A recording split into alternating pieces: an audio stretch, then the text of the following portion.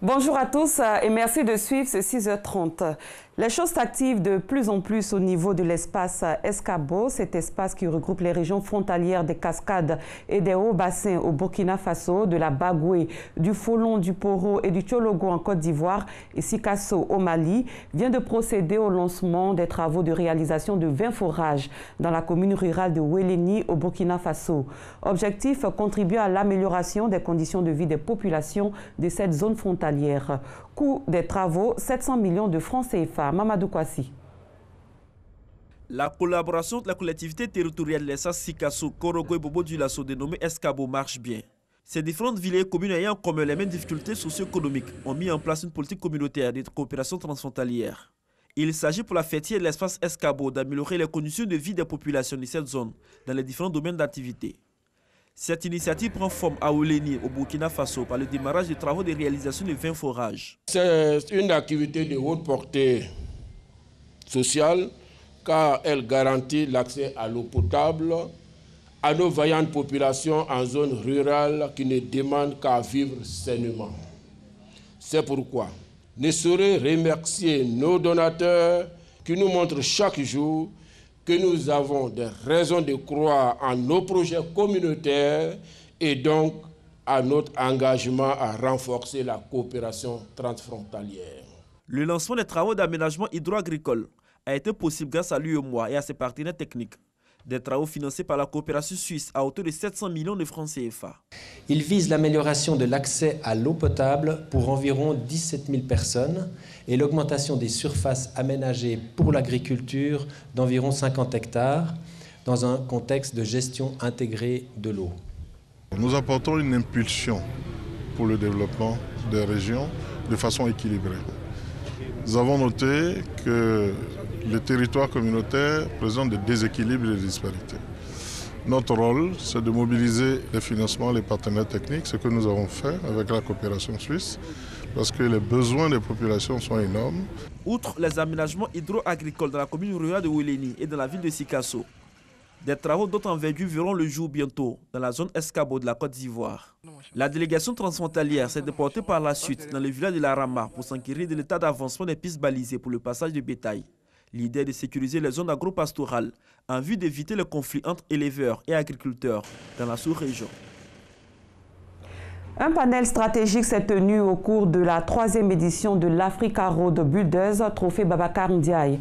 L'événement a vu la distinction du président Kenya Uhuru Kenyatta et s'est déroulé en marge des assemblées annuelles de la BAD à Busan, en Corée. Plusieurs experts africains ont planché sur le rôle des investissements dans les infrastructures routières. Cheikh Kony.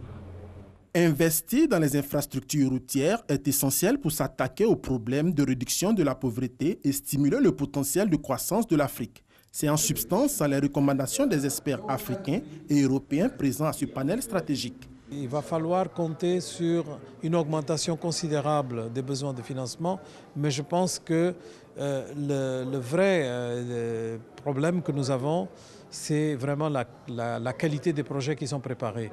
Quand il y a des bons projets préparés, normalement, on trouve toujours le financement. Aujourd'hui, la Côte d'Ivoire est engagée sur un vaste programme. Il y a plus d'une trentaine de projets de construction de routes et des infrastructures routières qui sont en cours actuellement.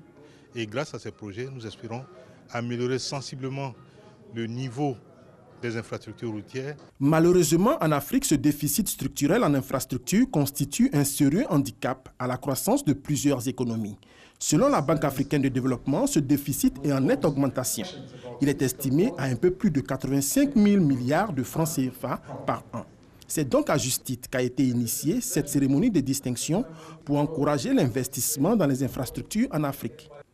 Pour sa 3e édition, le super prix Grand Bâtisseur Trophée Babacar Ndiaye est revenu au président Kenya, Uhuru Kenyatta.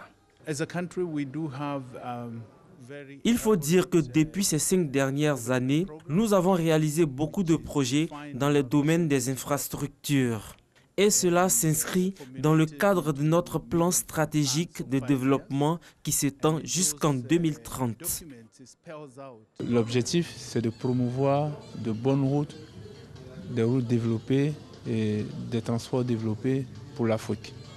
Et vous voyez que nous sommes ici en Corée et la Corée nous donne de très beaux exemples en matière de développement de routes et de transport. L'Africa Road Builders Trophée Babacar Ndiaye consacre tous les ans un chef d'État africain au cours d'une cérémonie de distinction qui se tient en marge des assemblées annuelles de la Banque africaine de développement. Pour rappel, en 2016, à la première édition de ce prix international tenu à Lusaka, en Zambie, le président Alassane Ouattara a remporté le super prix Grand bâtisseur de l'Africa Road Builders. La journée internationale de la biodiversité est commémorée le 22 mai chaque année. Exceptionnellement, cette journée a été célébrée le vendredi dernier à la Bibliothèque nationale ici à Abidjan. La présente célébration marque le 25e anniversaire de la commémoration de la biodiversité. On en parle avec Walter Amadou Ouattara. La biodiversité, c'est l'ensemble des êtres vivants. C'est également les interactions qui les relient entre eux et avec le milieu où ils vivent. Un patrimoine naturel qui possède de très nombreux bienfaits indispensables à la vie de l'homme et d'autres espèces.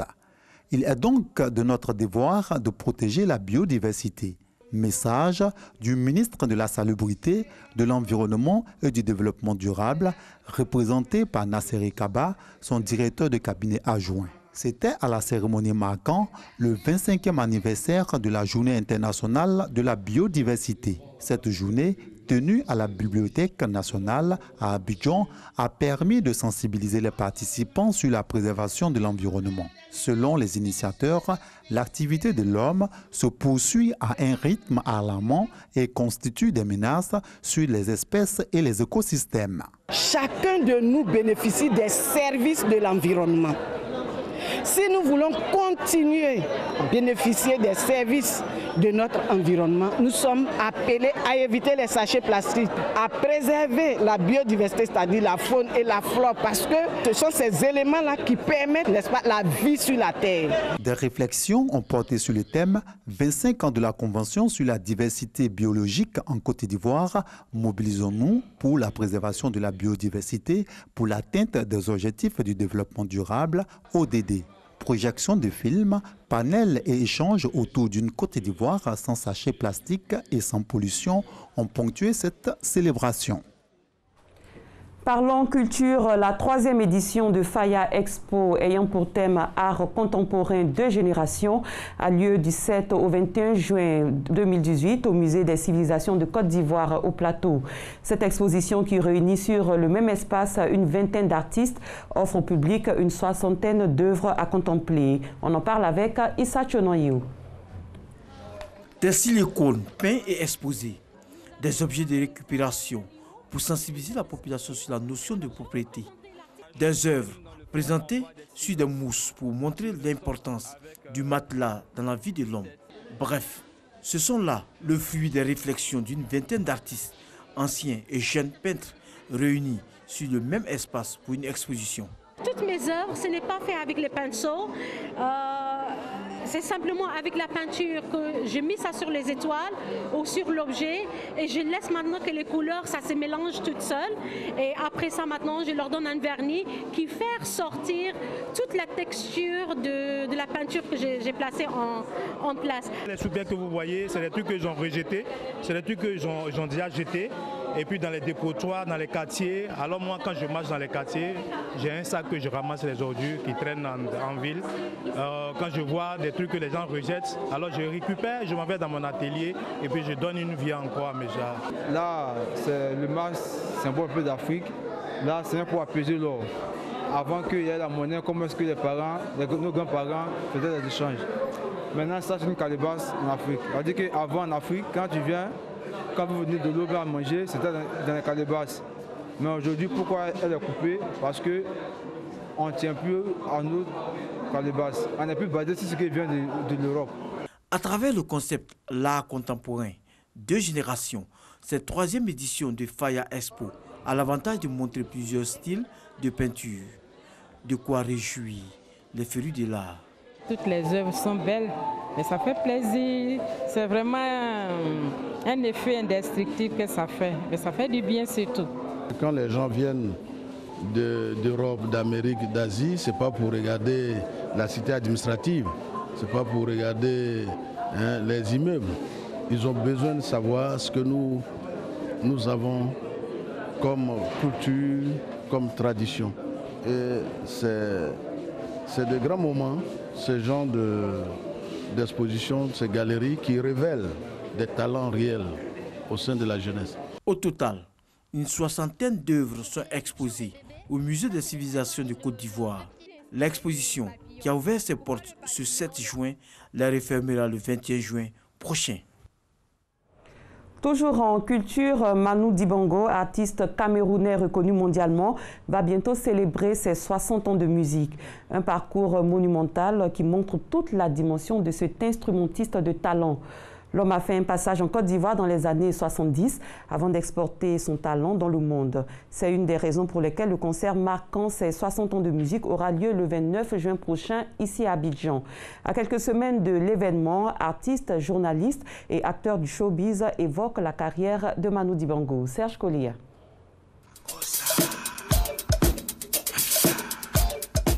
Son passage en Côte d'Ivoire reste gravé en lettres d'or dans le livre de ses 60 ans de musique. Manu Dibango aura marqué les mémoires. Je l'ai fréquenté beaucoup et il m'a donné beaucoup d'enseignements par rapport à la musique que je faisais. Quand il travaille avec un Louga pour Nayo Wiyo, quand il travaille avec un Ernesto Djedje pour Anoa ou Mamadou Koulibaly, ne se pose pas de questions. Il a coutume de dire la musique sera toujours devant et vous serez toujours derrière la musique. Et je pense que c'est pour ça qu'il a ce succès, cette longévité. C'est que c'est une histoire sans fin. Formateur et inspirateur de la jeune génération de l'époque, le saxophoniste à la renommée mondiale a façonné de main de maître l'orchestre de la RTI dans les années 70. Il était déjà très connu, mais Saul Makossa a été le summum de sa carrière musicale. Décoré en 2016 pour service rendu à la nation ivoirienne, Manu sait être reconnaissant. Abidjan va abriter le premier concert marquant ses 60 ans de carrière. C'est surtout le remerciement d'un fils de ce pays, ces différentes étapes d'un parcours illustre, glorieux, dont une des étapes les plus marquantes a évidemment été la Côte d'Ivoire. L'artiste, aujourd'hui âgé de 85 ans, promet un grand spectacle.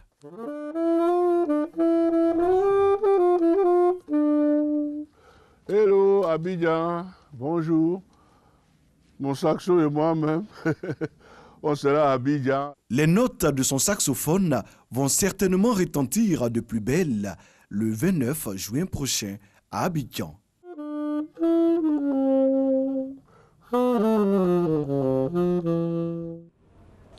À l'étranger, c'est aujourd'hui qu'a lieu le sommet de Singapour, un sommet historique entre les présidents Donald Trump et Kim Jong-un.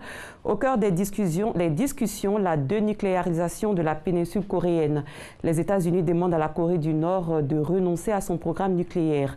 Washington veut un engagement clair de Pyongyang avant de faire des concessions. Hier, le pape François a accepté les démissions de 3 évêques chiliens au cœur d'un scandale de pédophilie et d'agression sexuelle. Parmi les 3 évêques démissionnaires se trouve Monseigneur Juan Barros, au cœur de la polémique et que le pape François avait plus ou moins protégé lors de son voyage au Chili en janvier dernier, ce qui avait littéralement scandalisé l'opinion publique chilienne. La justice libyenne a annoncé hier que plusieurs responsables de l'ancien régime libyen seront libérés dans les prochains jours. Ces anciens hauts dignitaires sont emprisonnés depuis 2011, mais leurs conditions de détention se sont améliorées ces derniers mois. Ils sont accusés de crimes contre l'humanité pendant le soulèvement contre le régime de Kadhafi en 2011. Ainsi s'achève ce 6h30. Merci de l'avoir suivi. Très bon début de journée à tous et à toutes. Place à présent à Instant Vérité avec Gabriel Zani.